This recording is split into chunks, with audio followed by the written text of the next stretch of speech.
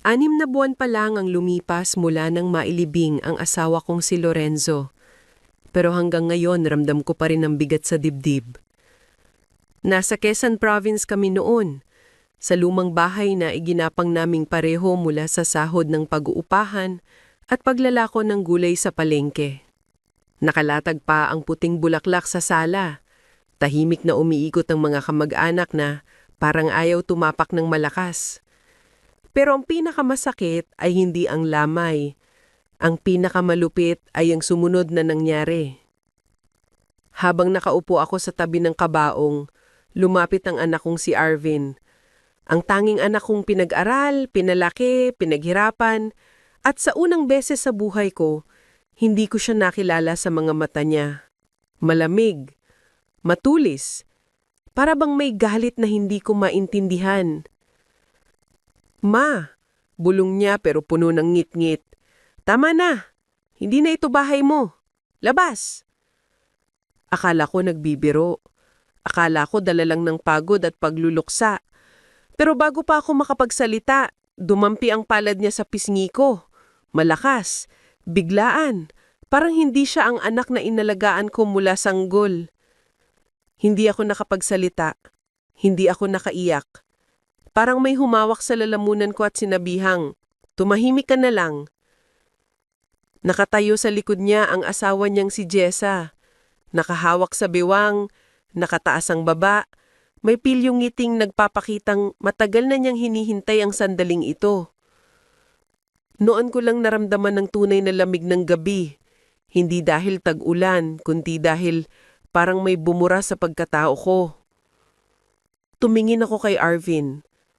Siya ang batang tinuruan kong magsulat, ang batang pinaghandaan ko ng baon araw-araw, ang batang ipinaglaban ko sa prinsipal noong maling napagbintangan. Siya ang batang pinagsikapan ko.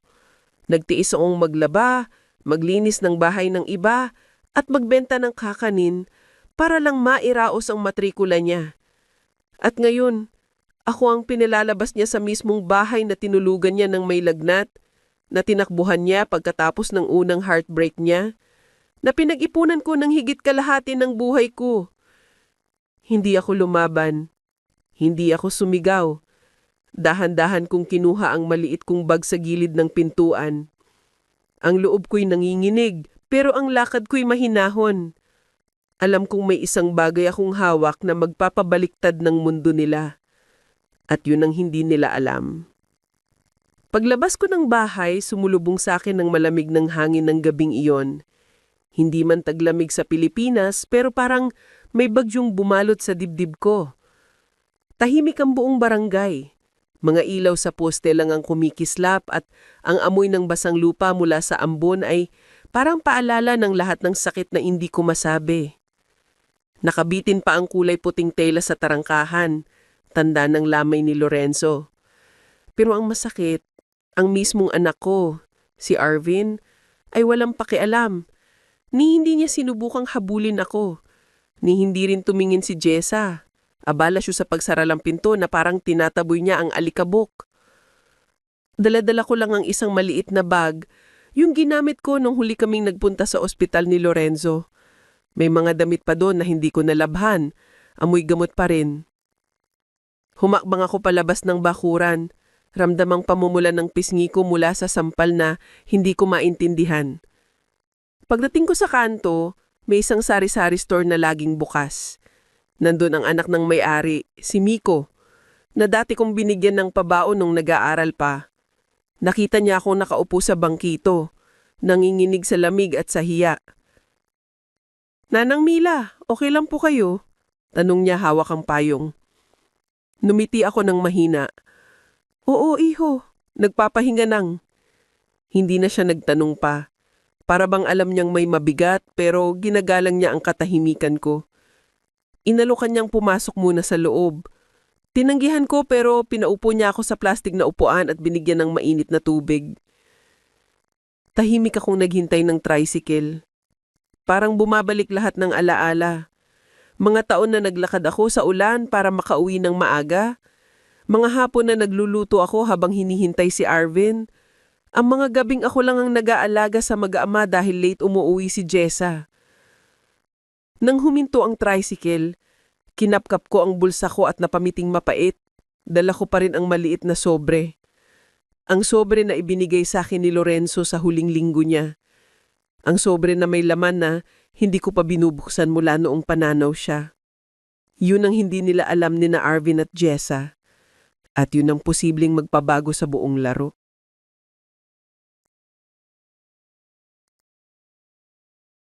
Pagdating ko sa maliit na pension house sa bayan, sinalubong ako ng amoy ng bagong linis na sahig at mahina, ngunit malamig na hangin mula sa lumang aircon. Hindi ito marangya, pero maayos, tahimik at higit sa lahat, walang boses na iiwas o pintuang isasara sa mukha ko. Inabot ng receptionist si Aling Bessie ang susi sa akin. Kilala niya ako dahil ilang beses na kaming bumili rito ni Lorenzo ng merienda tuwing may check-up sa ospital. "Ay, Mila!" Sabi niya may halong pag-aalala. "Ang aga mo. Hindi ka ba uuwi sa bahay? Lamay pa ng asawa mo." Hindi ko makuhang sagutin. Tumingin lang ako sa sahig at dahan-dahang inilabag ang bayad. Hindi niya na rin ipinilit ang tanong. Minsan, ang katahimikan ay mas mabuting kasagutan. Pumasok ako sa maliit na kwarto. Isang kama, isang lamparang de bumbilya, isang lamesang may baso at pitchel ng tubig. Umupo ako sa gilid ng kama at dun ko lang naramdaman ang bigat ng lahat. Parang dun palang pinayagan ng puso kong mawasak. Hindi dahil pinalayas ako, kundi dahil anak ko ang gumawa. Hinamakan ko ang pisngi kong namamagapa. Ang sakit ay hindi galing sa sampal, kundi sa mga salitang binitawan niya na parang walang hiya o utang na loob. "Hindi na yan bahay mo." Para bang buong buhay kong pinaghirapan, bigla na lang binura. Humiga ako ngunit hindi makatulog. Ang kwarto ay tahimik pero ang utak ko'y maingay. Paulit-ulit kong naaalala ang huling gabi naming mag-asawa bago siya nalagutan ng hininga. Ang mahinang boses niyang parang nakaamoy ng panganib. "Mila," bulong ni Lorenzo, "kung sakaling may mangyaring hindi maganda pagkatapos ko, tandaan mo yung sinabi ko ha." Nung una hindi ko sineryoso. Akala ko epekto lang yun ng sakit niya. Pero ngayong nararamdaman ko ang panginginig sa dibdib ko, alam kong may nakita siyang hindi ko nakita noon. May pangamba siyang pinaghandaan. Dinukot ko mula sa bag ang maliit na sobre. Amoy ng lumang papel ang bumungad sa akin. Maingat kong binuksan. Sa loob ay may dalawang bagay. Isang liham na sulat kamay ni Lorenzo at isang photocopy ng dokumentong hindi ko matandaan na nakita ko na dati. Tumasangkab ako. Hindi ko pa nga maunawaan ang nakasulat. Alam kong may hawak akong bagay na kayang pabagsakin ng buong kapalaulan ng anak ko. At doon, sa gabing yun, sa maliit na kwarto na walang kahit anong kasiyahan, unti-unti kong naramdaman, hindi ako talo. Hindi pa tapos ang laban. Hindi ko agad binuksan ng liham. Ilang minuto ko lang tinitigan ng sulat kamay ni Lorenzo. Ang paraan ng pagkabulog ng titik L, ang bahagyan pag-alon ng letra na parang nanginginig ang kamay niya nung sinusulat ito. Para bang naron siya, dahan-dahang nagpapaalala ng bagay na matagal ko nang iniiwasang pag-isipan. Huminga ako ng malalim bago ko binuklat ang papel. "Mila, kung nababasa mo ito, ibig sabihin wala na ako dyan para ipagpanggol ka. Sana hindi mangyari yung kinakatakutan ko pero kung mangyari man, tandaan mo ha, hindi ka walang laban. Huwag kang matakot. Nasa mga dokumento ang sagot." Parang binuhusan ako ng malamig na tumig. Anong nalalaman ni Lorenzo na hindi niya kayang sabihin ng harapan? Anong kinakatakutan niyang dawin ng mismong anak naming pinalaki? Dinukot ko ang pangalawang papel, isang kopya ng titulo ng bahay at lupa. Pero hindi yun ang pinakakumalat sa dibdib ko, kundi ang maliit na pahayag na nasa baba na may pirma ng abogado. Co-owner, Mila Reyes Ortega. Co-borrower, Mila Reyes Ortega. Parang nabingong ako sa sandaling yun. Ako ba ang co-owner? Co-borrower? Hindi ko matandaan na nagpag-usapan namin ito ng malinaw. Siguro nga sa dami ng bayarin at problema noon hindi ko na napansin ang pagkakaayos ng mga papeles. Pero si Lorenzo hindi siya maglalagay ng pangalan ko nang walang dahilan. At biglang tumama sa akin ang isa pang katotohanan. Kung ako ang co-owner, co-borrower at may hawak ng kopya, ibig sabihin May karapatan ako sa lahat ng desisyon tungkol sa bahay at lupa. At ang anak ko, wala siyang alam. Tumayo ako at naglakad pa ulit-ulit sa loob ng kwarto, parang binabalikan ng bawat taon. Ang mga gabing nakahiga ako habang sinasabing para kay Arvin ang lahat. Ang mga panahong pilit akong nagditipid, nagpipigil, nagdurusa, para sa pamilyang ngayal ay hindi man lang magbigay ng respeto. Nang mapagod ako, umupo ako at itinapat ang papel sa lampara.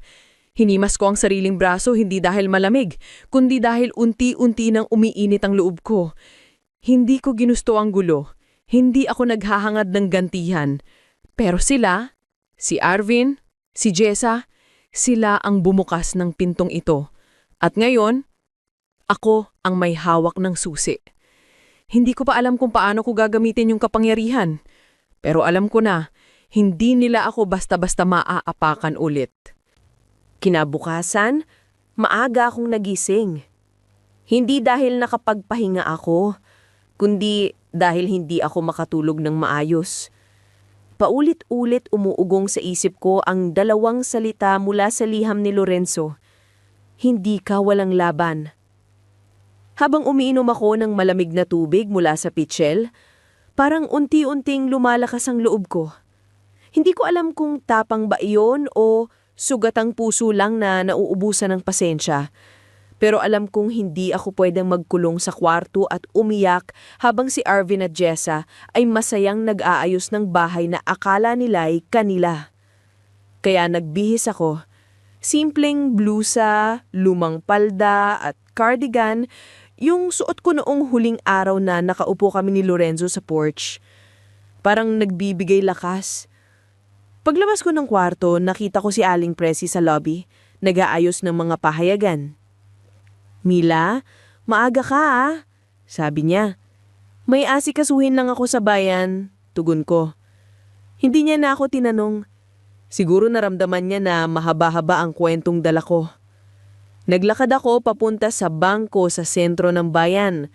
Doon kami unang kumuha ng loan ni Lorenzo. Doon nagsimula ang buhay namin sa bahay at doon ko unti-unting maiintindihan ang mga papel na hawak ko. Pagdating ko, malamig ang hangin mula sa aircon. Pinila ko ang numero ko at umupo. Pinagmamasdan ko ang mga taong nagpapasa ng check, nagwi-withdraw, nagbabayad ng hulog, mga taong may kanya-kanyang kwento pero hindi nila alam ako may dalang bagyong hindi nila nakikita. Nang tawagin ang numero ko, lumapit ako sa counter kung saan nakaupo ang isang batang empleyado na may pangalang Lira. "Ma'am, ano pong maitutulong ko?" Tanong niya, magalang. "Eto, sabay abot ko ng titulo at photocopy ng mortgage papers.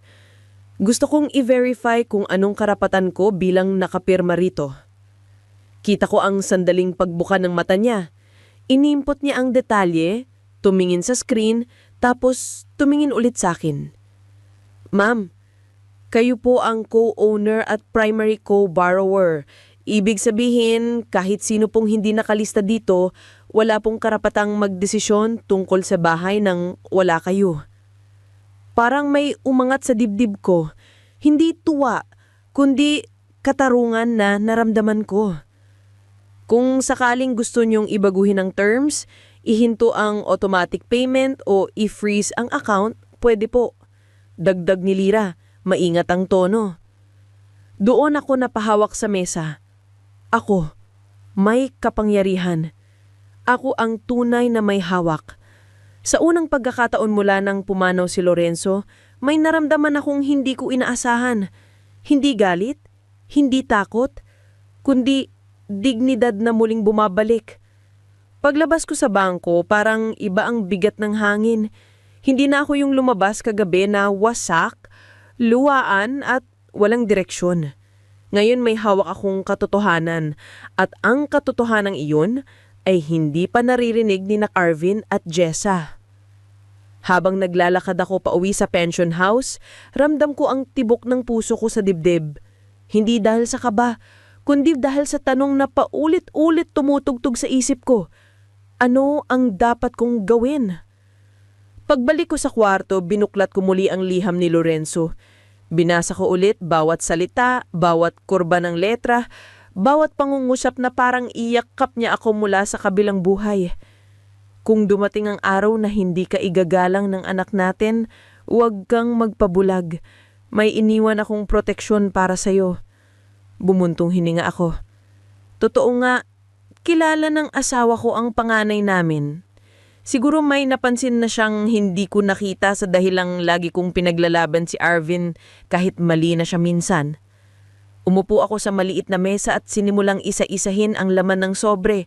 Nandoon ang kopya ng orihinal na titulo, ang photocopy ng mortgage agreement, at sa ilalim may isa pang papel na hindi ko pansin kagabi, isang supplemental agreement na may pirma ng abogado. Dahan-dahan kong binasa. Kung ang sino mang tagapagmana kasama si Arvin Ortega ay gumawa ng verbal o physical na pananakit o subukang paalisin si Mila Reyes Ortega sa tahanan, mawawalan siya ng karapatan sa ari-arian at ang buong estate ay ililipat kay Mila Reyes Ortega. Napahawak ako sa dibdib. Hindi ako makapaniwala. Si Lorenzo? Naghanda! Hindi dahil gusto niyang pag-awayin kami ni Arvin, kundi dahil ayaw niyang mag-isa akong lumaban. Para kaming linungon ng sarili kong aniw. Ako ba yun? Yung babaeng nagkulong ng sakit kagabi, ngayon ay may hawak na armas na hindi niya alam na meron siya? Tumayo ako sa salamin at tinignan ko ang bahagyang pamumula ng pisgi ko, yung bakas ng sampal na nagbukas ng pintong matagal ko ng pilit isinasara. Pero ngayon, tinitignan ko ang sarili ko ng diretsyo. Hindi ako mahina, hindi ako palamunin, hindi tira-tira lang sa bahay na ako ang nagpagawa. Lumapit ako sa bintana. Pinagmamasdan ko ang mga taong naglalakad sa kalsada, walang alam sa bagyong nag-uumpisang gumalaw sa tahimik kong mundo. At doon ko napagtanto, may oras na ang pagiging tahimik ay kabaitan. Pero may oras na ito ay pagiging martir. At ayong nang maging martir. Kinabukasan, bago pa sumikat ng mataas ang araw, naglakad ako papunta sa terminal. Kailangan kong huminga. Kailangan kong mag-isip nang hindi ako nakakulong sa maliit na kwarto. Sumakay ako ng jeep papuntang munisipyo. Hindi dahil may aasikasuhin ako roon, kundi dahil gusto kong maramdaman ang mundong hindi umiikot sa problema ko. Habang umaandar ang jeep, pinagmamasdan ko ang mga taong papasok sa trabaho. Mga magulang na may dalang lunchbox ng anak, mag-asawang nagtatalo tungkol sa pamasahe, mga estudyanteng nagmamadali. Normal ang lahat. Pero ako, nasa gitna ng bagyong hindi nila nakikita. Nang bumaba ako sa bayan, bumili ako ng pandesal at kape sa isang lumang panaderya. Naupo ako sa bangkong kahoy sa labas at sinimulang pagdugtong-dugtungin ang dapat kong hakbang. Hindi pwedeng pabigla-bigla. Hindi pwedeng magpadala sa galit. Ang hawak kong mga dokumento ay parang bala. Kapag hindi ko ginamit ng tama, baka sumabog sa mukha ko. Habang nag-iisip ako, biglang nag-ring ang cellphone ko. Hindi ko agad tiningnan, pero nang makita ko ang pangalan sa screen, para kong tumigil huminga. Arvin. Hindi ko sinagot. Hindi pa ngayon. Hindi pa ako handang makinig sa paliwanag na alam kong puno ng pagsisinungaling o pagdadahilan. Pinatay ko ang tawag at itinago ang telepono. Pero ilang segundo lang, nag-text siya. Ma, kailangan ka namin kausapin. Urgent. Napangiti ako ng mapait. Kailangan nila ako? Kahapon lang hindi ako kailangan. Kahapon lang, kaya nila akong itaboy na parang estranghero. Habang iniikot ko sa daliri ko ang takip lang tasa ng kape, biglang sumiksik sa isip ko ang huling bili ni Lorenzo. Kung sakaling saktan ka niya, huwag ka nang magpakatanga. Protektado ka. Hindi ako mapaandar ng awa sa anak kong iyon. Pero hindi rin ako galit. Ang nararamdaman ko ay parang lumang sahig na wakas may naglakas loob umapak. Umaalulong pero matibay pa rin. Natapos ko ang pandesal at dahan-dahang naglakad pabalik sa pension house. Sa bawat hakbang, mas malinaw ang direksyon ko. Hindi ko sila hahanapin. Hindi ko sila kakausapin ngayon. Hindi ko rin ipapakita kung gaano kalakas ang hawak ko sa sitwasyon. Dahil minsan, ang pinakamalakas na sagot ay katahimikan. Pagdating ko sa kwarto, isinara ko ang pinto at umupo. Binuksan ko ang folder ng mga dokumento at doon ko naramdaman, ito na. Ito ang simula ng pagbabalik ko. Kinahapunan, habang nakaupo ako sa gilid ng kama, biglang may kumatok sa pinto ng kwarto ko. Hindi mabilis na katok, hindi rin galit. Yung uri ng katok na may daladalang kaba, para bang may taong hindi sigurado kung dapat ba niyang magpakita sa akin. Agad akong kinabahan. Sino naman ang makakaalam kung saan ako tumuloy? Pagbukas ko ng pinto, tumambad si Tita Norma, kapatid ni Lorenzo. May hawak siyang payong, nanginginig pa ang balikat, halatang nagmamadali siyang pumunta. Aba, Mila! Anak ko! Ano nangyari? Mabilis niyang bungad habang nag-aalala ang mata. Napayuko ako. Kung may kahit sinong hindi ko kayang pagtataguan, si Tita Norma yon. Siya ang tumulong sa amin nung wala kaming pera para sa paunang bayad sa bahay. Siya ang nag-alaga kay Arvin nung bata pa ito. Alam niya ang ugali ng anak namin. Alam niya ang pagiging suwail ni Jessa. Pumasok siya nang hindi ko pa iniimbita. Umupo siya sa tabi ko at hinawakan ang braso ko. Sinampal ka raw ni Arvin? Pinalabas ka? Totoo ba to? Hindi ko kayang magsalita agad pero nang makita niya ang namumulang piskin ko, hindi ko na kailangan ng salita. Tumulo ang luha sa mata ni Tita Norma. Diyos ko, Mila, sa lahat ng ginawa mo para sa batang iyon. Tahimik lang ako. Alam kong mas maiiyak ako pag kumanta na siya ng sermon ng awa. Hindi ka pwedeng manatili dito ng ganito. Kung gusto mo, doon ka muna sa bahay ko. Maluwag pa naman roon. Umiling ako ng dahan-dahan. Hindi muna, Tita Norma. May inaasikaso pa ako. Kita niya ang pagtataka sa mukha ko. Anong inaasikaso mo? Humugot ako ng malalim na hininga, bumalik sa mesa at ipinakita ko sa kanya ang folder na naglalaman ng mga dokumento ni Lorenzo. Pagbukas niya, nanlaki ang mata niya. Ito ba yung iniwan niya? Alam ko itong papel na to. Siya mismo ang nagpanotaryo nito. Tumanggo ako. Mila, sabi niya halos pabulong. Pag ginamit mo to, walang kahit anong karapatan si Arvin sa bahay. Nag-angat ako ng tingin. Alam ko, Tita Norma. Balak mo bang? Hindi para saktan sila. Sagot ko, kundi para hindi nila ako tapakan ulit. Humawak si Tita Norma sa kamay ko. Tama na ang pagiging mabait, Mila. Sobra ka nang nasaktan. Sa unang pagkakataon, may nagsabi sa akin ng diretsahan na hindi ako kinulang. At tama siya. Hindi na panahon para maging sunod-sunuran. Panahon na para bumangon. Kinagabihan, hindi na ako lumabas ng kwarto. Naupo ako sa sahig, nakasandal sa kama at nakalatag sa harap ko ang mga dokumentong kayang magpabago ng buong buhay ko. Tahimik ang buong pension house, tanging tunog ng kuliglig at malayong hum ng mga tricycle ang maririnig. Pero sa loob ko, parang may sigawan. Mga tanong, mga alaala, mga sagot na hindi ko alam kung tama ba o sobra. Tinitigan ko ang titulo, ang mortgage papers, at ang supplemental agreement na iniwan ni Lorenzo. Para silang tatlong matang nakatingin sa akin, hinihintayan akong magdesisyon. Lumapit si Tita Norma sa tabi ko. Hindi siya nagsalita agad. Hinayaan niya akong huminga sa bigat ng sandaling iyon. Mila, bulong niya, sigurado ka ba sa balak mo? Hindi ko siya sinagot. Hindi dahil hindi ko alam ang isasagot ko, kundi dahil ngayon ko lang naramdaman na may isa akong pangangailangan. Katarungan, hindi paghihiginte, hindi galit, Katarungan na matagal kong ipinagwalang bahala para sa katahimikan. Lumuhod si tita sa tabi ko. Nakikita ko sa'yo, hindi ka na yung Mila na umiiyak sa sulok tuwing inaaway ni Jessa. Napangiti ako ng mapait. Siguro tita, napuno na ako.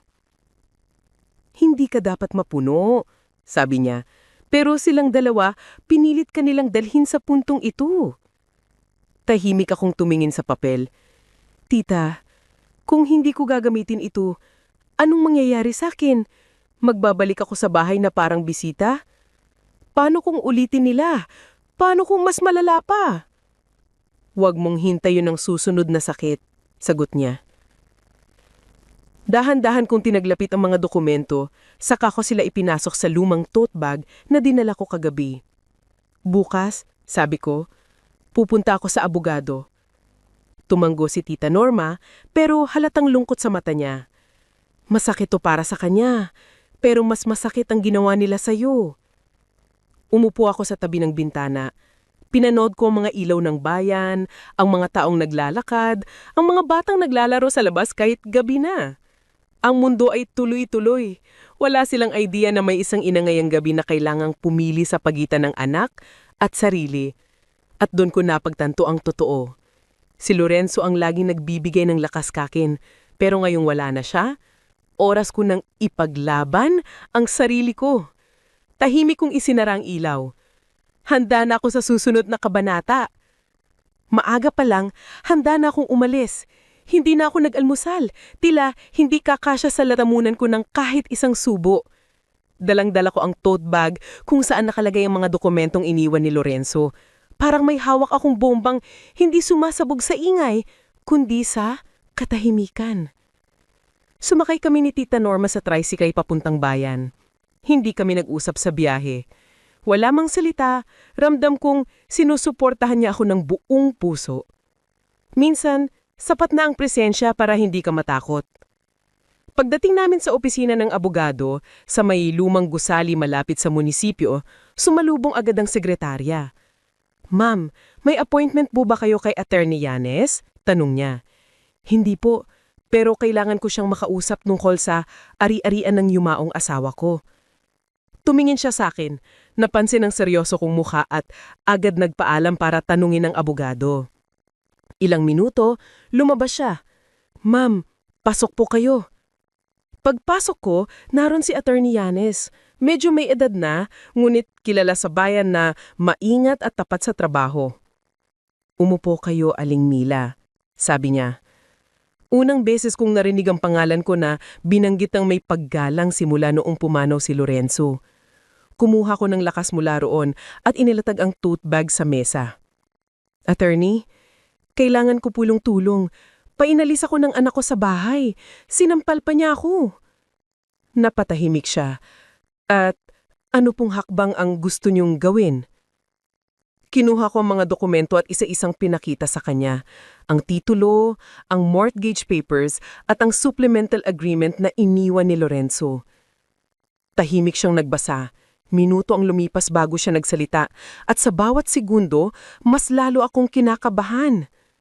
Mila, habang itinutulak pabalik ang mga dokumento, kung totoo ang lahat ng ito, hawak mo ang buong karapatan. Lahat. Pwede ko po silang pigilan? Tanong ko halos pabulong. Tama ang asawa mo, sagot ng abogado. Pinrotektahan ka niya. At sa batas, malinaw na nasa iyo ang kapangyarihan. Hindi pwedeng basta ka lang nilang paalisin. At higit pa ron, maaaring mawalan ng karapatan ang anak mo. Napapikit ako. Buong gabi kong inisip ito. At ngayon, may kakampi akong batas. Mila, dadagdag ng abogado, handa ka na ba sa epekto nito? Hindi na ito basta away pamilya. Hininga ako ng malalim. Attorney, isang beses lang akong tinalikuran ng anak ko. Hindi ko hahayaang maulit. At noong oras na iyon, alam kong hindi na ako babalik sa pagiging biktima.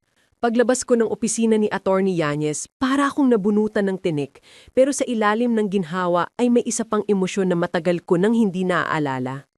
Tapang. Hindi yung tapang na sumisigaw o nakikipagsagutan, kundi yung tahimik at tiyak. Yung alam mong hindi ka na basta isasantabi. Sumakay kami ni Tita Norma sa tricycle pauwi. Ngulit pagdating namin sa pension house, biglang tumunog ang cellphone ko. Hindi ko na sana titingnan, pero nang nakita ko ang pangalan, napalunok ako. Arvin. Tinignan ako ni Tita. Sagutin mo kung kaya mo, pero huwag kang matitinag. Pinindot ko ang green icon pero wala akong sinabi. Ma? Mahina niyang bungad, nanginginig ang boses. Ma, kailangan talaga natin mag-usap. Tahimik lang ako. Hinayaan ko siyang magsalita. May dumating na sulat mula sa bangko. Hindi ko maintindihan, Ma. May nakalagay na possible foreclosure? Ano to? Anong nangyayari? Hindi ko pa rin sinagot. Ma, sabihin mo naman. Parang awa mo na. Parang awa ko na. Ito ang unang beses na narinig kong nagmamakaawa si sakin, pero hindi dahil sa pagmamahal, kundi dahil sa takot na mawala ang bahay na akala nila ay kanila. Dahan-dahan kong nilapat ang telepono sa tainga ko at pagkatapos ng ilang segundo, binitawan ko ang unang salita ko mula nang palayasin nila ako. Arvin, hindi mo ako trinato bilang ina, kaya huwag kang mangtaka kung na yun, hindi mo ako tinatratong kausap. Ma, hindi yun ang ibig naming sabihin kagabi. Huwag mong sabihin na hindi mo sinasadya. Putol ko, mahinahong tono, ngunit matibay. Narinig ko siyang humikbi. Ma, mawawala ang bahay. Paano na kami? At doon ko naramdaman ang kakaibang kirot, hindi dahil naawa ako, kundi dahil sa wakas, narinig kong kinakabahan siya sa mga resulta ng sarili niyang ginawa. Hindi ko problema ang desisyon nyo. At Arvin, may mga bagay na hindi mo pwedeng bawiin sa simpleng sorry. Nagtagal ang katahimikan, parang kahit oras tumigil. Hanggang sa nagsalita siya ulit, halos pabulong. Ma, uuwi ka pa ba? Inangat ko ang tingin ko kay Tita Norma at doon ko nakita ang sagot na kailangan ko. Hindi, sagot ko, diretso. Hindi ako babalik sa bahay na itinapon ako. At bago pa siya makasagot, pinatay ko ang tawag. Tumulo ang luha ko, hindi dahil sa sakit, kundi dahil sa wakas, ako ang pumili, hindi sila. Nang ibaba ko ang cellphone, parang umalinggawang sa kwarto ang katahimikan. Walang iyak, walang sigaw, walang ni isang himig ng panghihinayangan. Para bang humupa na ang isang bagyong matagal kong kinikimkim, at ngayon, ako na ang tahimik na unos na paparating sa kanila. Umupo ako sa kama, sinabayan ng malalim na paghinga. Tahimik na akong inabutan ni Tita Norma ng basong tubig. Hindi madali ang ginawa mo, sabi niya, pero tama. Tumingin ako sa kanya. Tama ba talaga, Tita? Anak ko pa rin siya. Anak mo nga, pero hindi ka nila inahin tulad ng ina. Iba ang dugo sa asal. Oo, nanay ka, pero hindi ka doormat. Napayuko ako. Totoo ang salita niya. Ilang taon na rin akong lumulunok ng sakit para sa kapayapaan at pakiramdam ko ngayong araw, nagising ako mula sa mahabang kapagkakabulag. Tinignan ko ang mga dokumento sa mesa, parang mga sundalong tahimik na naghihintay sa aking utos. Titulo, mortgage, supplemental agreement. Lahat kumpleto, lahat legal. Lahat kayang baliktarin ng kayabangan ni na Arvin at Jessa sa isang iglap. Habang tinitignan ko ang mga papeles, biglang kumatok si Presi, ang receptionist. Aling Mila, may naghahanap po sa inyo. Dalawa sila, mukhang kamag-anak. Nalamig ang batok ko. Hindi ko na kailangang hulaan kung sino iyon. Tita, bulon ko, ayoko pa silang makita. Tumayo siya at hinawakan ng balikat ko. Ako ang magsasalita. Lumabal siya ng kwarto. Narinig ko ang mahinang pagbukas ng pinto. Kasunod ng tensyonadong boses ni Jessa. Kilala ko kahit hindi ko nakikita. Nasaan si Mila? Kailangan namin siyang makausap ngayon. Hindi umitiw si Tita Norma. Narinig ko ang bigat ng paghina niya. Hindi siya lalabas. Hindi ngayon. Anong ibig sabihin nun? Singhal ni Jessa. May nangyayaring hindi namin alam. At dapat niyong hinding inabot. Kung ginagalang niyo siya, wala tayo rito. Narinig kong suminghit si Arvin, parang pigil na pag-iyak. Tita, gusto lang namin magpaliwanag. Hindi na kailangan. Gumawa na kayo. Ngayon kayo ang maghintay sa desisyon niya. Sumara ang pinto. Tahimik. Pagbalik ni tita, nakita ko ang bigat sa mata niya. Handa ka na ba sa susunod? Tanong niya. At sa unang beses hindi ako nagduda sa sagot ko. Oo, handa na ako. Kinabukasan, bago pa man sumikat ang araw, malinaw na ang desisyon ko. Wala nang atrasan. Wala nang pagtatanong kung tama ba o mali. Ang taning tanong na natitira ay paano ko ito sisimulan ng mahinahon pero matatag. Nagising ako sa mahinang pagkatok ni Tita Norma. Pagbukas ko ng pinto, may dala siyang pandesal at kape. Kakain ka muna, sabi niya. Hindi pwedeng bituka ang nilalaban mo. Napangiti ako kahit papano. Kahit gaano kabigat ang laban, may isang taong hindi nagdadalawang isip na kumampi sa akin. Umupo ako, kinain ng pandesal at doon ko naramdaman na hindi lang ito basta away-manay. Ito ay laban para sa pagkatao ko. Pagkatapos kumain, inayos ko ang mga dokumento sa bag ko. Hindi ko sila binalot o tinago ng sobrang higpit. Inayos ko sila ng maayos. Parang itinapakita ko sa sarili ko na handa akong humarap kahit saan, kahit kanino. Mila, tawag ni tita mula sa pintuan. Sigurado ka bang gusto mong haratin sila mamaya? Tumanggo ako. Kung hindi ko haharapin ngayon, bukas. Habang buhay na lang akong takot. Sumakay kami ng tricycle papunta sa neutral na lugar na napagdesisyonan namin kahapon, ang sala ng pinsan ni Tita Norma. Hindi masikip, tahimik at walang kampihan. Pagdating namin, nakita kong naroon na sina Arvin at Jessa, nakaupo sa gilid ng mesa. Nakayuko si Arvin, samantalang si Jessa naman ay halatang pilit nagpupustura, kahit halatang kinakabahan. Pagpasok ko, parang huminto ang hangin. Walang nagsalita. Kahit ang tiktak ng lumang orasan sa dingding ay parang lumakas. Umupo ako sa kabilang dulo ng mesa, hindi ko sila tinignan agad. Inilabas ko ang mga dokumento at maingat na inalatag sa ibabaw ng mesa. Tila napalunok si Jessa. Ma, bungad ni Arvin, nanginginig ang buses. Salamat po at pumayag kayong mag-usap. Hindi ako sumagot. Hinintay kong sabihin niya ang tunay na kailangan niyang sabihin. Ma, nagkamali kami. Bulong niya, halos hindi marinig. Hindi namin dapat ginawa yon. Hindi namin dapat pinagsalitaan ka. Hindi namin dapat pinalabas ka. Sa unang beses, nakita kong hindi niya kayang itaas ang mata niya sa akin. Alam ko. At ngayon, oras na para pag-usapan ang mga ginawa niyo. Humigpit ang hawak ko sa mga dokumento. Ito na ang sandaling pinaghahandaan ko. Ang sandaling hindi ko na kailangang umiwas, kundi tumindig. Tahimik ang buong silid habang nakalatag sa mesa ang mga dokumento. Parang bawat papel ay may sariling sigawan at kahit hindi ko pa binubuksan ng bibig ko, naririnig ko na ang pag-igting ng dibdib ni Arvin at ang pagkaputla ng mukha ni Jessa. Dahan-dahan kong hinawakan ng unang papel, ang supplemental agreement na iniwan ni Lorenzo. Arvin, kilala mo ang tatay mo. Hindi siya pala eksena. Hindi siya gumagawa ng sobra. Pero gumawa siya nito para protektahan ako. Tumaas ng bahagya ang mata ng anak ko, ngunit agad na bumalik sa mesa. Binasa ko ng malakas ang unang linya. Kung sino mang tagapagmana ay magsagawa ng pananakit, pisikal man o salita, o magpaalis kay Mila Reyes Ortega mula sa tahanang napasinghap si Jessa. Hindi ko sila tinignan.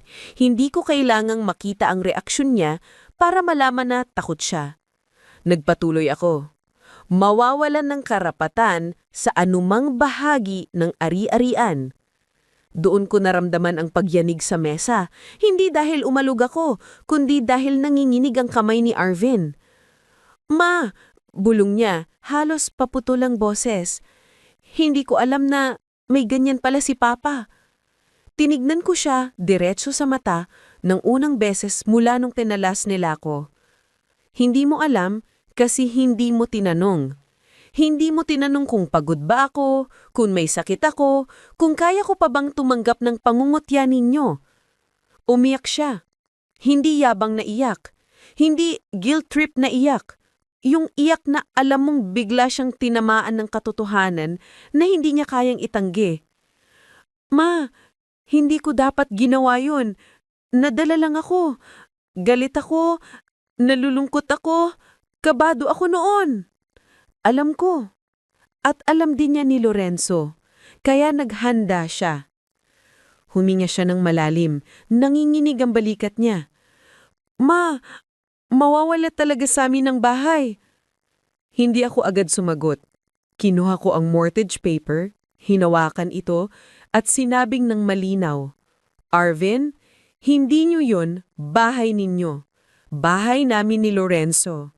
At oo, kung gugustuhin ko, kaya kong ipabawi lahat sa inyo. Lalong bumagsak ang balikat niya. Pero, napatingin silang dalawa. Pero ito, hindi tungkol sa bahay. Tungkol ito sa respeto. Tumayo ako mula sa upuan. Kung hindi niyo ako kayang tratuhing bilang ina, huwag kayong umasa na ituturing ko kayong tagapagmana. At sa sandaling iyon, ramdam kong binawi ko ang sarili kong matagal nang ninakaw sa akin. Nang matapos kong sabihin ang huling linya, tumigil ang mundo. Walang umubo, walang huminga. Kahit ang lumang electric fan sa sulok ng sala ay tila nagtatakang huminto para lang pakinggan ang susunod na mangyayari. Si Arvin, nakayuko pa rin, hawak ang magkabilang tuhod niya. Parang bata na muling pinapagalitan. Si Jessa naman, ang babaeng matapang, brusko magsalita at laging puno ng kumpiyansa, ngayon ay parabang papel na nabasa, guho, lupaypay, walang masabi. Anong gusto mong mangyari, ma? Tanong ni Arvin, halos paus. Hindi ako sumagot agad. Tinignan ko sila pareho, hindi bilang nanay, hindi bilang biyenan, kundi bilang taong pinahirapan nila, taong halos burahin nila, pero heto pa rin. Nakaupo, humihinga, at may hawak na kapangyarihan na ayang ko sana, pero kailangan ko. Simple lang, sabi ko. Gusto ko ng respeto. Napatingin silang dalawa. Hindi yung respeto kapag may bisita lang.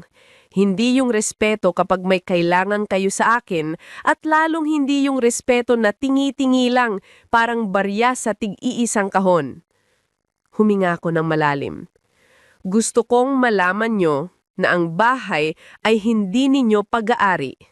Hindi nyo pinaghirapan, hindi nyo pinagbuno, hindi nyo iniyakan noong wala kaming pera. Hindi nyo ito pinagtibay noong nagkakasakit na ang tatay ninyo. Tahimik sila. Kung gusto nyo ng karapatan, magpakita kayo ng asal. Parang tinamaan ng sibat ang loob ng silid. Jessa, tawag ko. Unang beses kong banggitin ang pangalan niya nang hindi ako nanginginig. Hindi ako kaaway. Pero, ginawa mo akong kaaway. Napayuko siya, hindi makatingin. Hindi mo ako inanak, pero sana, tinuring mo naman akong tao. Lumuluha na siya pero hindi ako nasisindak. Hindi na ako yung milang nagpapaapekto sa luha ng iba habang ako'y nagpapasa ng bigat. Tumingin ako kay Arvin. Anak, sabi ko, mahal kita. Pero, hindi ako tanga. Napasandal siya, parang tinanggalan ng lakas.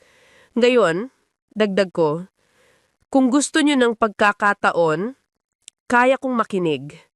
Pero, hindi ko binabalik ang bahay, hindi ko ibabalik ang kapangyarihan sa kamay niyong hindi marunong humawak.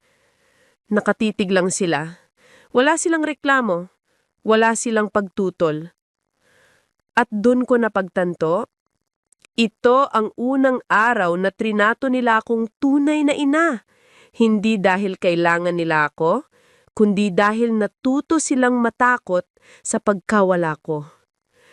Pagkatapos ng mahabang katahimikan, hinila ko papalapit ang tote bag at maingat na isinara ang zipper. Hindi ko kailangan ipakita pa ang ibang papeles. Sapat na ang nakita nila, sapat na ang narinig. Ang natitirang laban ay hindi sa mesa, kundi sa pag-uugali nila. Tumayo ako mula sa upuan. Kasabay nito, parang may kumaladkad na bigat mula sa dibdib ko at sa unang beses, hindi ako natakot sa magiging reaksyon nila. "Ma?" Tawag ni Arvin, halos pabulhong. "Pwede po ba kaming humingi ng isa pang pagkakataon?" Tinignan ko siya ng diretsyo. Hindi ko siya tinitignan bilang anak na baby ko noon, kundi bilang lalaking piniling kalabanin ng ina niyang walang ginawa kundi magsakripisyo. Ngayon, dagdag ko, kung gusto niya ng pagkakataon, kaya kong makinig. Pero, hindi ko binabalik ang tiwala. Hindi marunong humawak ng tiwala. Tahimik silang dalawa. Lumapit ako sa pintuan, hawak ang bag ko. Bago ko buksan, huminga ako ng malalim. "Anak," sabi ko, hindi lumilingon. "Hindi niyo ako matatawag na ina kung hindi niyo kayang umasta bilang anak." Narinig ko ang pag-iyak ni Arvin pero hindi ako bumalik. Hindi ako naghinayang. Inilapat ko ang kamay ko sa seradura. "Magbago kayo. Hindi para sa akin, kundi para sa sarili ninyo." Binuksan ko ang pinto. Sinalubong ako ng malamig na hangin mula sa labas, hangin na tila nagpapahiwatig na malapit ng matapos ang yugto ng sakit at magsisimula ang yugto ng paghakbang. Paglabas ko, hindi ko na sila nilingon. At sa unang pagkakataon simula nang pinalayas nila ako, ramdam ko, ako ang lumalakad palayo, pero sila ang tunay na naiiwan. Pagkalabas ko ng bahay ng pinsan ni Tita Norma, parang ibang mundo ang humarap sa akin. Malamig ang hangin, tahimik ang kalsada, at ang sikat ng araw ay hindi masakit sa mata. Parang kinikilala nito ang lakas na ipinakita ko sa loob. Huminga ako ng malalim, ipinahinga ang bigat na ilang buwan kong pasan. Sumunod si Tita Norma mula sa loob, may dala pang munting payong kahit hindi naman umuulan. "Mila," sabi niya habang naglalakad kami papunta sa tricycle stand, "ang tapang mo kanina." Ngumiti ako ng mahina. Hindi ko alam na kaya ko pala yon. "Kaya mo," sagot niya. "Matagal mo lang hinayaang apakan ng lakas mo." Pagdating namin sa pension house, naroon si Presi sa lobby.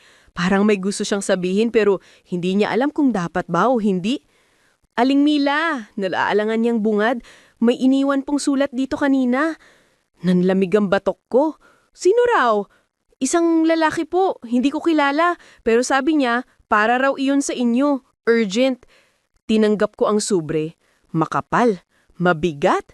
Hindi sulat ni Arvin, kilala ko ang sulat kamay niya, hindi rin sulat ni Jessa. Pag-akyat ko sa kwarto, napatingin ako kay tita. "Tita, natatakot ako, parang may hindi magandang pakilamdam." "Buksan mo na," sabi niya na upo sa tabi ko. Dahan-dahan kong pinunit ang sobre. Paglabas ng papel, parang lumamig ang buong kwarto. Hindi ito liham, hindi ito pakiusap, hindi ito paghingi ng tawad. Ito ay kopya ng isang legal notice, Notice of Property Hold. Sinong nag-request? Hindi Jessa, hindi Arvin, kundi isang pangalan na hindi ko inaasahan sa kahit anong paraan. Emilia Ortega. Ang hipag kong matagal nang nasa probinsya. Ang kapatid ni Lorenzo na halos 10 taon kong hindi nakikita. Ang babaeng hindi dumalo sa libing. Ang babaeng hindi man lang tumawag. "Tita, halos hindi ko mailabas ang salita. Bakit siya?" Tinignan ni tita ang papel at dumilim ang mukha niya. "Mila, parang gusto niyang makisawsaw sa ari-arian." Umangat ang dibdib ko sa kaba. Hindi ko akalang pagkatapos ng sakit mula sa anak ko, may hahabol pa pala mula sa dugo ni Lorenzo. "Mila," sabi ni tita, "hindi pa tapos ang laban mo." Napapikit ako, hindi dahil sa pagod, kundi dahil sa pagbuo ng bagong apoy sa loob ko. Kung akala nila mahina ako, Mas mali sila ngayon kesa kahapon. Matagal kong tinitigan ng legal notice na parang isang matang nakatitig pabalik sa akin, handang ubusin ang lakas ko kung papayagan ko. Hindi ko inaakalang may hahabol pang iba sa kalunos-lunos na sitwasyong sinimulan ni na Arvin at Jessa. Pero heto, isang bagong pangalan, isang bagong panganib, isang bagong sugat na kailangan kong harapin. Hindi ko mapaniwala, bulong ko. Bakit bigla siyang lumitaw? Bakit ngayon? Umupo si Tita Norma sa tabi ko. Mila, alam mo namang matagal nang may inggit si Emilia sa inyo. Noong nabili niyo yung bahay, di ba't may narinig tayong sabi-sabi na dapat daw ikaw ang lumapit sa kanila, na siya raw ang mas dapat bigyan ng mana? Napailing ako. Pero hindi naman kami nag-away noon at hindi niya kinumpronta si Lorenzo kahit kailan. Hindi niya kinayang hiya at may mga taong kapag hindi nila masikmurang may mas maayos ang buhay kaysa sa kanila, naghihintay lang sila ng tamang oras para sumalakay. Napahawak ako sa sentido ko. Hindi pa naghihilom ang sugat sa puso ko mula sa ginawa ng anak ko. Heto na naman at binubuksan ng ibang tao ang isa pang sugat. May rason ba siyang manghimasok? Tanong ko. Tignan natin yan. Hindi pwedeng ikaw lang ang mangamba. Habang binabasa namin ang papel ng mas detalyado, mas lumiit ang mundo ko. Nakalagay doon ang claim ni Emilia. Inaakusahan niyang may parte siya sa bahay dahil kapatid niya si Lorenzo. Wala siyang ebidensya, wala siyang resibo, wala siyang papel, pero malakas ang loob niyang sundan ako hanggang dito. Biglang kumabog ang punto. Pagbukas ni Tita, sumilip si Presi. Aling nila, may tumatawag po sa telepono. Babae raw, Emilia raw ang pangalan. Nanigas ang katawan ko, parang akong binuhusan ng yelo. Hindi ko ayakong kausapin, sabi ko agad. Mila, sabi ni Tita, harapin mo, hindi pwedeng puro takot. Huminga ako ng malalim, kinuha ko ang telepono. Hello? Mila, matalim ang boses, walang pakundangan, walang paggalang. Hindi ako sumagot. Makinig ka, sabi niya, ang bahay na yan, hindi mo yan pag-aari mag-isa. At kung akala mo na kaya mong harapin ang anak mo, iba ako, hindi mo ako kayang takasan. Hinawakan ko ng mahigpit ang telepono. Emilia, sabi ko mabagal pero malinaw, hindi mo kilala tulad ng akala mo. Kung naghahanap ka ng gulo, handa ako ngayon. At doon nagsimula ang panibagong apoy na hindi ko napapatayin. Pagkababa ko ng telepono, hindi agad ako nakapagsalita. Parang may dumagan na batong malamig sa dibdib ko. Hindi ko inasahang hahantong pa sa ganito. Hindi ko inasahang lalampas pa sa anak ko ang laban. Pero heto si Emilia, dumarating na parang bagyong walang pake kung sino ang masisira. Mila? Tawag ni Tita Norma. Anong sabi niya? Umupo ako sa gilid ng kama, pinipigilan ng panginginig ng kamay ko. Sinabi niyang hindi ko raw siya kayang takasan. Tita, ano bang gusto niya? Wala siyang ambag. Wala siyang pakialam noong nabubuhay si Lorenzo. Bakit ngayon? Simple, sagot ni Tita. Nakita niyang nagkakagulo kayo ni Arvin. Akala niya oportunidad ito. Ganyan ang mga taong matagal nang may sama ng loob pero walang lakas ng loob lumantad. Hanggang makita nilang mahina ka. Napayuko ako. Pero hindi naman ako mahina. Hindi ka nga, sagot niya. Pero akala nila oo. Naging tahimik ang kwarto. Tanging tunog ng lumang electric fan ang gumugulong sa hangin. Sa gitna ng katahimikan, bigla kong naalala si Lorenzo. Ang paraan niya ng paghawak sa kamay ko kapag may problema, ang paraan niyang magmuya niya ng kapag kinakabahan, ang paraan niyang magsabi ng, Mila, huwag kang papayag na apihin nila. Tumindig ang puso ko sa alaala. Hindi ko siyang hahayaang durugin ang iniwan ni Lorenzo. Mahinahon kong sabi. Paglapit ni Tita, inilapag niya ang kamay na sa balikat ko. Hindi ka nag-iisa. Bago pa ako makasagot, may kumatok muli sa pinto. Si Presi na naman. Aling Mila, pasensya na po pero may isa pa pong gustong kumausap sa inyo. Lalaki raw, taga-barangay. Napakunot ano ako. Taga-barangay? Sino naman? Hindi ko po alam pero sabi niya, importante raw at may kinalaman sa conflict sa property. Nagkatinginan kami ni Tita. Emilia, sabay naming sabi. Pagbaba ko sa lobby, naroon ang isang barangay tanod na kilala ko sa muka pero di ko alam ang pangalan. Nakayapag pa, halatang minadali. Aling Mila, sabi niya, may nagrereklamo po sa inyo. Sabi raw ninyo ay inaangkin nyo ang buong bahay. Hindi ako kumibo. Pero ang nagsampa, hindi anak nyo. Umigting ang dibdib ko, kundi yung hipag nyo. Inilapat ko ang bago sa sahig. Hindi dahil nabigla ako, kundi dahil napagod na ako sa paulit-ulit ng pangaangkin nila. Sir, sabi ko, diretso, magkikita kami sa tamang lugar. Hindi dito, hindi ngayon, at hindi sa paraang gusto niya. Tumingin siya sa akin, nagulat sa bigat ng boses ko. At doon ko naramdaman ang lakas na hindi ko inakalang meron ako. Hindi na ako hahabol sa kanila. Sila na ang hahabol sa akin. Nang umalis ang tanod, nanatili akong nakatayo sa gitna ng lobby. Hawak ang bag na puno ng papeles na nagsisilbing sandata ko. Hindi ako nanginginig, hindi ako natataranta. Ang tanging nararamdaman ko ay isang uri ng katahimikan na parang kalasag, matibay, hindi matitinag.